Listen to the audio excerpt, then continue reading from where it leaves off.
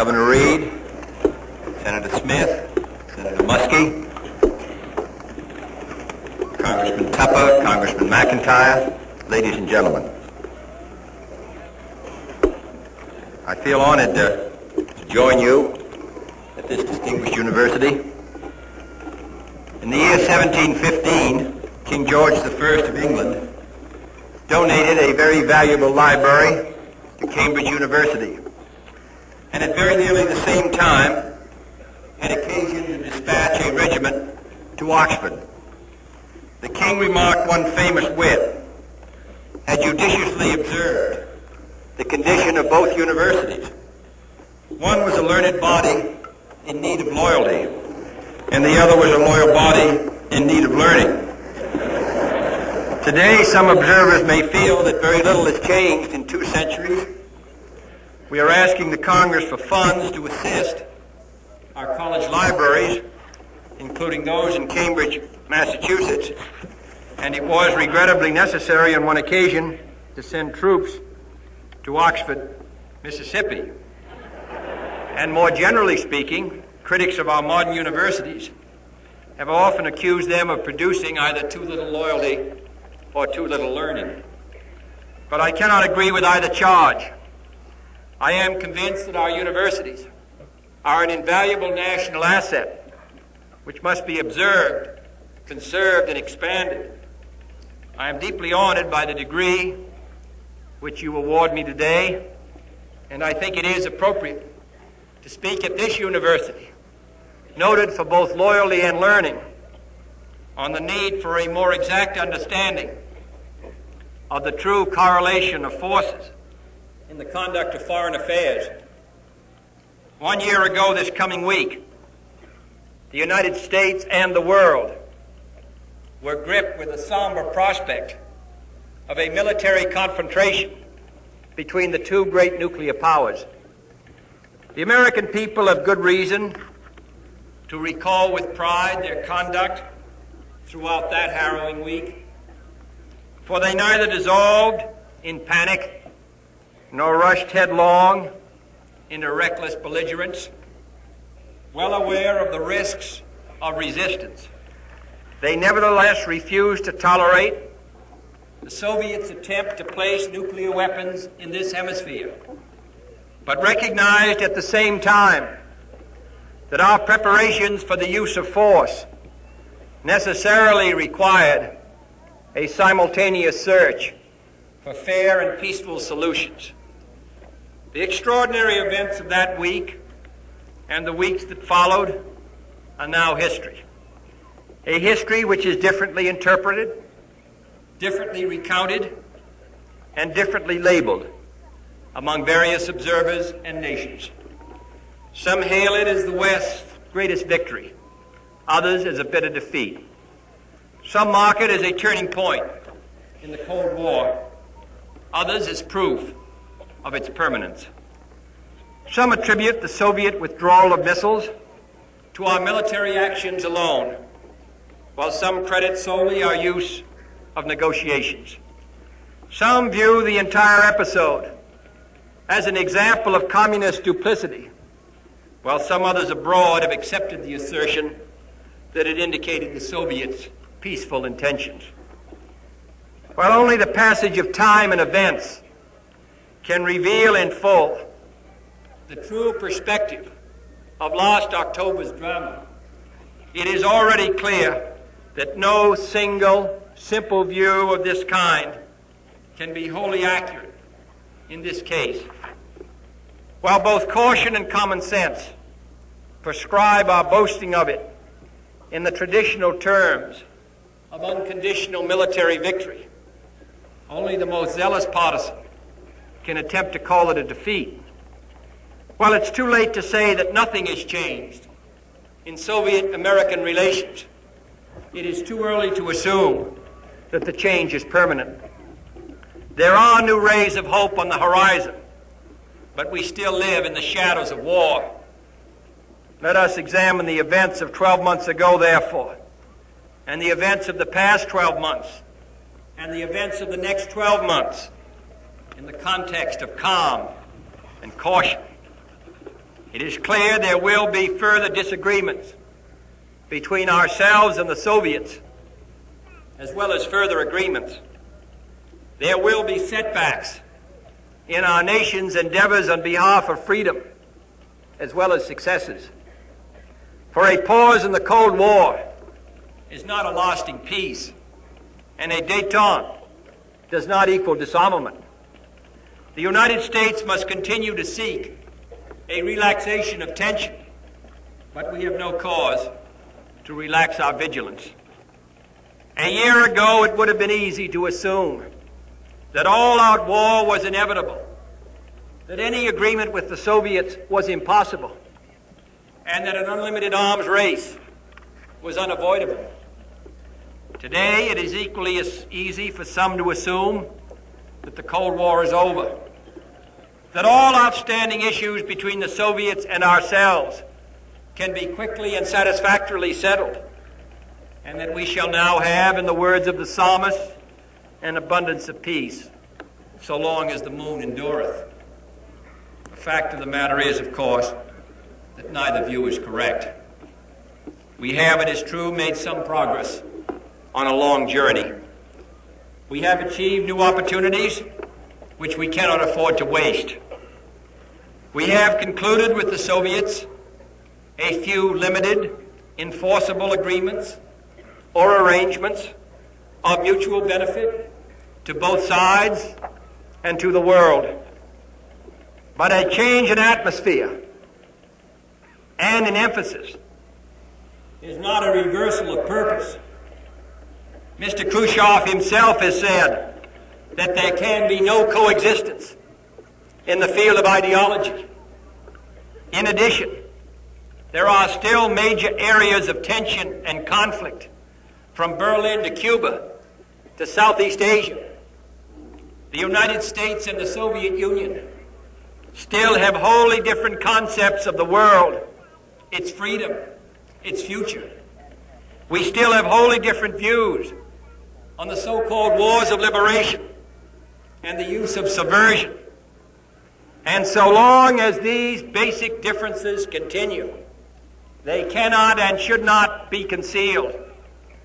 They set limits to the possibilities of agreement, and they will give rise to further crises, large and small, in the months and years ahead, both in the areas of direct confrontation, Germany and the Caribbean, and in areas where events beyond our control could involve us both, areas such as Africa and Asia and the Middle East. In times such as these, therefore, there is nothing inconsistent with signing on an atmospheric nuclear test ban on the one hand and testing underground on the other, about being willing to sell to the Soviets our surplus wheat while refusing to sell strategic items, about probing their interest in a joint lunar landing while making a major effort to master this new environment, or about exploring the possibilities of disarmament while maintaining our stockpile of arms. For all of these moves and all of these elements of American policy and Allied policy towards the Soviet Union are directed at a single comprehensive goal, namely, convincing the Soviet leaders that it is dangerous for them to engage in direct or indirect aggression, futile for them to attempt to impose their will and their system on other unwilling people, and beneficial to them, as well as to the world, to join in the achievement of a genuine and enforceable peace. While the road to that peace is long and hard and full of traps and pitfalls, there is no reason not to take each step that we can safely take. It is in our national self-interest to ban nuclear testing in the atmosphere so that all of our citizens can breathe more easily. It is in our national self-interest to sell surplus wheat in storage to feed Russians and Eastern Europeans who are willing to divert large portions of their limited foreign exchange reserves away from the implements of war. It is in our national self-interest to keep weapons of mass destruction out of outer space, to maintain an emergency communications link with Moscow, and to substitute joint and peaceful exploration in the Antarctic and outer space for Cold War exploitation. No one of these small advances, nor all of them taken together, can be interpreted as meaning that the Soviets are abandoning their basic aims and ambitions, nor should any future, less friendly Soviet action, whether it is a stoppage on the Autobahn, or a veto in the UN, or a spy in our midst, or new trouble elsewhere, cause us to regret the steps we have taken, even if those steps themselves should be undone by the violation or renunciation of the Test Ban Treaty, for example, or by a decision to decline American wheat. There would still be no reason to regret the fact that this nation has made every responsible effort to improve relations. For without our making such an effort, we could not maintain the leadership and respect of the free world. Without our making such an effort, we could not convince our adversaries that war was not in their interest. And without our making such an effort, we could never, in case of war, satisfy our own hearts and minds that we had done all that could be done to avoid the Holocaust of endless death and destruction. Historians report that in 1914, with most of the world already plunged in war, Prince Bülow, the former German chancellor, said to the then Chancellor Bethmann Hollweg, "How did it all happen?" And Bethmann Hollweg replied, "Ah, if only one knew. If this planet is ever ravaged by nuclear war, if 300 million Americans, Russians, and Europeans are wiped out by a 60-minute nuclear exchange, if the survivors of that devastation can then endure the fire, poison, chaos, and catastrophe, I do not want one of those survivors to ask another, how did it all happen? And to receive the incredible reply, ah, if only one knew. Therefore, while maintaining our readiness for war, let us exhaust every avenue for peace. Let us always make clear our willingness to talk, if talk will help, and our readiness to fight, if fight we must. Let us resolve to be the masters, not the victims of our history, controlling our own destiny without giving way to blind suspicion and emotion. Let us distinguish between our hopes and our illusions, always hoping for steady progress towards less critically dangerous relations with the Soviets, but never laboring under any illusions about communist methods or communist goals. Let us recognize both the gains we have made down the road to peace and the great distance yet to be covered. Let us not waste the present pause by either a needless renewal of tensions or a needless relaxation of vigilance.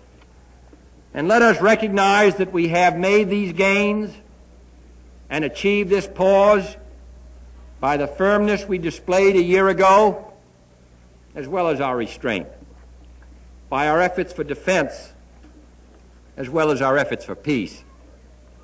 In short, when we think of peace in this country, let us think of both our capacity to deter aggression and our goal of true disarmament.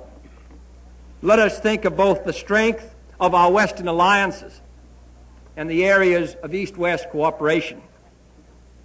For the American eagle on the presidential seal holds in his talons both the olive branch of peace and the arrows of military might. On the ceiling in the presidential office, constructed many years ago, that eagle is facing the arrows of war on its left. But on the newer carpet on the floor, reflecting a change initiated by President Roosevelt and implemented by President Truman immediately after the war, that eagle is now facing the olive branch of peace. And it is that spirit, the spirit of both preparedness and peace, that this nation today is stronger than ever before, strengthened by both the increased power of our defenses and our increased efforts for peace, strengthened by both our resolve to resist coercion and our constant search for solutions. And it's in this spirit that I can assure you the American eagle still faces towards the olive branch of peace.